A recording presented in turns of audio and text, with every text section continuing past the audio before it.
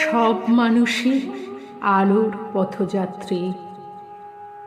হাজার বাধা পেরিয়ে গিয়েও খুঁজে চলে একটি আলোর বিন্দু।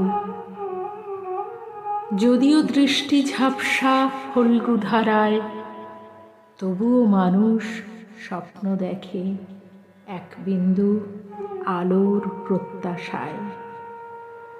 চলতে পথে ভেবেছিলাম সঙ্গে আছে একটি প্রদীপ শিখা, কঠিন পথে এগিয়ে চলার একমাত্র দিশা। হঠাৎ হাওয়ায় নিভে গেল এক বিন্দু আশা। আলো নয় সে, আলেয়া ছিল কিংবা মরীচিকা।